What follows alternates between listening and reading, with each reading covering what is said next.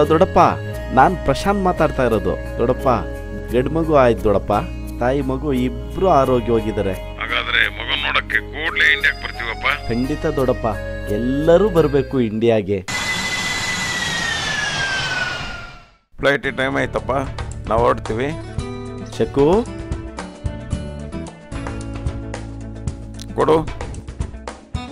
ಏನು ದೊಡ್ಡಪ್ಪ ಇದೆಲ್ಲ ಯಾಕೆ ದೊಡ್ಡಪ್ಪ? ಬ್ರದರ್, ನಿನ್ನ ಮದುವೆಗಂತೂ ಬರೋಕ್ಕಾಗಲಿಲ್ಲ, ಸೊ ಪ್ಲೀಸ್ ಇದನ್ನಾರು ತೊಗೊಬೇಕು. ಅಮ್ಮ, ನೈಸ್ ಬೇಬಿ. ಏನಮ್ಮ, ಮಗುವಿನ ಭವಿಷ್ಯದ ಬಗ್ಗೆ ದಂಪತಿಗಳು ಏನು ನಿರ್ಧಾರ ಮಾಡಿದಾರಮ್ಮ? ಅದೇ ದೊಡ್ಡಪ್ಪ, ನಾವು ಮೊದಲೇ ನೆಂಟರು ಮಧ್ಯೆ ಬದುಕ್ತಾ ಇರೋದು. ಹಾಗಾಗಿ ಏನಾದರೂ ಈ ಕಾಲದಲ್ಲಿ ಡಾಕ್ಟ್ರು ಇಂಜಿನಿಯರು ಆದರೆ ತಲೆ ಎತ್ಬೋದು. ಅದಕ್ಕೋಸ್ಕರ ಇವನ್ನ ಡಾಕ್ಟ್ರು ಮಾಡಬೇಕು ಅಂದ್ಕೊಂಡಿದ್ದೀನಿ ದೊಡ್ಡಪ್ಪ.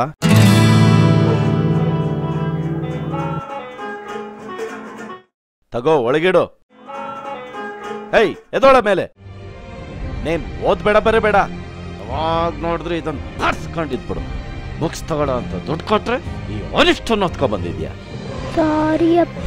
ಏನ್ ಸಾರಿ? ಟೆಸ್ಟಲ್ಲೆಲ್ಲ ಯಾವ ಗ್ರೇಡ್ ತಕ್ಕೊಂಡು ಕೂತಿದ್ಯಾ? ಬೇರೆ ಮಕ್ಳನ್ನ ನೋಡು, ಎ ಗ್ರೇಡು A+ ತಕ್ಕೊಂಡು ಕೂತವೆ.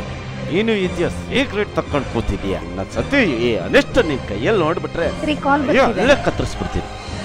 ಏನಿದ್ರು ಓದ್ತಾ ಇರ್ಬೇಕು. ಕೊಡಿಲಿ. ನಿನ್ನಿಂದ ನಾನ್ ಬಯಸ್ಕೋಬೇಕು, ಕೂತ್ಕೊಂಡು ಓದಕ್ಕಾಗಲ್ವಾ?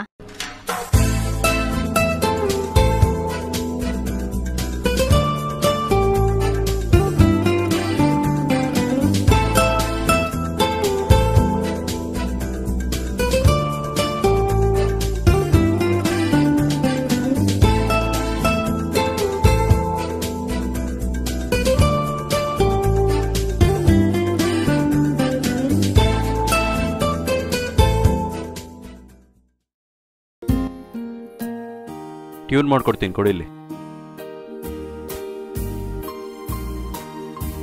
Hello my boy, how are you? Oh fine sir, please welcome sir. Congratulation ಕಣೋ, ನಿನ್ನ ಆಸೆ ಈಡೇರೋ ಕಾಲ ಬಂದಿದೆ. ಈ ಸಾರಿ ಡೆಲ್ಲಿ ನಡೆಯೋ ಗಿಟಾರ್ ಕಾಂಪಿಟೇಷನ್ಗೆ ನೀನು ಸೆಲೆಕ್ಟ್ ಆಗಿದ್ಯಾ? ಎಸ್, ತುಂಬ ಥ್ಯಾಂಕ್ಸ್ ಸರ್. ಈ ಸರಿ ತುಂಬ ಕಾಂಪಿಟೇಷನ್ ಇದೆ. ನೀನು ಫುಲ್ ಹಾರ್ಡ್ ವರ್ಕ್ ಮಾಡಿ ಚೆನ್ನಾಗಿ ಪ್ರಿಪೇರ್ ಆಗಿ ಹೋಗ್ಬೇಕು, ಆಗಲೇ ಗೆಲ್ಲಕ್ಕೆ ಸಾಧ್ಯ. ಖಂಡಿತ ಮಾಡೇ ಮಾಡ್ತೀನಿ ಸರ್. ಈ ಕಾಂಪಿಟೇಷನಲ್ಲಿ ಗೆದ್ದು ಬರ್ತೀಯ ಅಂತ ನಂಗೆ ತುಂಬ ಭರವಸೆ ಇದೆ ಕಣೋ. All the best my boy. Time ಎಷ್ಟಾಯ್ತಯ್ಯ? ಓದ್ಕೊಳದ್ ಬಿಟ್ಟು ಎಲ್ಲ ಹಾಳಾಗೋಗಿದೆ. ಬಾ ಅಪ್ಪ, ಈ ಸತಿ ಡೆಲ್ಲಿಲಿ ನಡೆಯೋ ಗಿಟಾರ್ ಕಾಂಪಿಟೇಷನ್ಗೆ ಸೆಲೆಕ್ಟ್ ಆಗಿದ್ದೀನಿ. ಪ್ರಾಕ್ಟೀಸ್ ಮಾಡ್ತಿದ್ದೆ, ಅದಕ್ಕೆ ಬರೋಕ್ಕೆ ಲೇಟ್ ಆಯಿತು. ಮುಂದಿನ ತಿಂಗಳು PU ಎಕ್ಸಾಮ್ ಇದೆ. ಓದೋದ್ ಬಿಟ್ಟು ಪ್ರಾಕ್ಟೀಸ್ ಅಂತೆ ಪ್ರಾಕ್ಟೀಸ್. ಅಪ್ಪ, ಇದೊಂದು ವಾರ ಅಷ್ಟೇ, ಕಾಂಪಿಟೇಷನ್ ಮುಗಿದ್ಮೇಲೆ ಕುತ್ಕೊಂಡು ಓದ್ತೀನಪ್ಪ. ಏಯ್, ನೀನ್ ಕಾಂಪಿಟೇಷನ್ಗೆ ಹೋಗಿ ಸಾಧಿಸೋದೇನು ಬೇಕಾಗಿಲ್ಲ. ಚೆನ್ನಾಗಿ ಓದಿ ಡಾಕ್ಟರ್ ಆಗು, ನಮ್ಗೆ ಅಷ್ಟೇ ಸಾಕು. ಅಮ್ಮ, ನೀನಾದರೂ ಹೇಳಮ್ಮ ಅಪ್ಪಂಗೆ. ಅಪ್ಪನ ಮಾತು ಕೇಳ್ಕೊಂಡು ಇರೋದ್ ಕಲ್ತ್ಕೋ. ಅಮ್ಮ ಅಮ್ಮ, ಈ ಅನಿಷ್ಟ ಇದ್ರೆ ತಾನೇ ನೀನ್ ಪ್ರಾಕ್ಟೀಸ್ ಮಾಡಪ್ಪ ಆಗೋದು. ಅಪ್ಪ ಅಪ್ಪ, ಇದಕ್ಕೆ ಮಾತ್ರ ಏನು ಮಾಡ್ಬಿಡ್ರಪ್ಪ.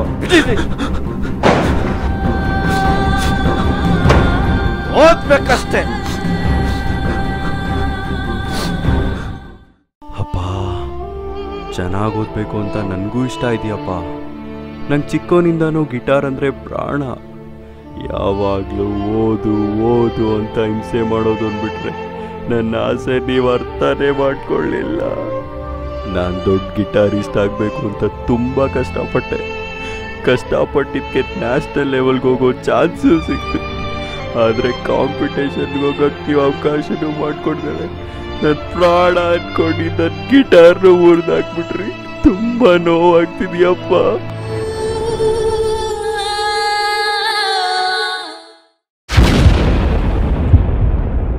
ಸಂದೀಪ್,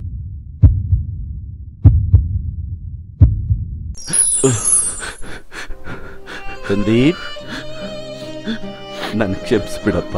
ನಿನ್ನ ಆಸೆ ಏನು ಅಂತ ನಾನು ಅರ್ಥ ಮಾಡ್ಕೊಳ್ದೆ. ನಾನು ನಿನಗೆ ಬರೀ ಓದು ಅಂತ ಹೇಳ್ತಿದ್ದೆ. ನಾನು ಯಾಕೆ ಆ ರೀತಿ ಹೇಳ್ತಿದ್ದೆ ಅಂದರೆ, ನೀನು ದೊಡ್ಡ ಡಾಕ್ಟರ್ ಆಗಬೇಕು, ನಮಗೊಂದೊಳ್ಳೆ ಹೆಸರು ತರಬೇಕು, 4 ಜನಕ್ಕೆ ಮಾರ್ಗದರ್ಶಕನಾಗಿರಬೇಕು ಅಂತ ಆಸೆ ಪಟ್ಟಿದ್ದೆ. ಆದರೆ ನನಗೀಗ ಗೊತ್ತಾಯಿತು ನಿನ್ನ ಆಸಕ್ತಿ ಈ ಕ್ಷೇತ್ರದಲ್ಲಿದೆ ಅಂತ. ಆಯ್ತಪ್ಪ, ಸರಿ, ನಾಳೆ ನಾನು ರಜಾ ಹಾಕ್ತೀನಿ. ಒಂದು ಹೊಸ ಗಿಟಾರ್ ತಗೊಂಡು ಬರೋಣ. ಹೌದು ಸಂದೀಪ್, ಇನ್ ಮುಂದೆ ನನ್ನ ಪ್ರೋತ್ಸಾಹ ಯಾವಾಗ್ಲೂ ನಿನ್ಗಿರುತ್ತೆ. ನೀನ್ ಚೆನ್ನಾಗಿ ಓದ್ಬೇಕು ಸಂದೀಪ್. ನೀನ್ ಚೆನ್ನಾಗಿರ್ಬೇಕು.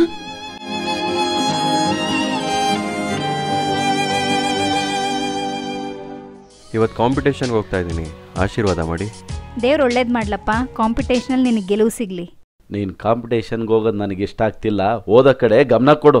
ಅಪ್ಪ ಏಯ್ ಇಲ್ಲ ಕಡೆಯ, ತಮಾಷೆ ಮಾಡಿದೆ. ನನ್ನ ಪ್ರೋತ್ಸಾಹ ಇದ್ದೇ ಇದೆ.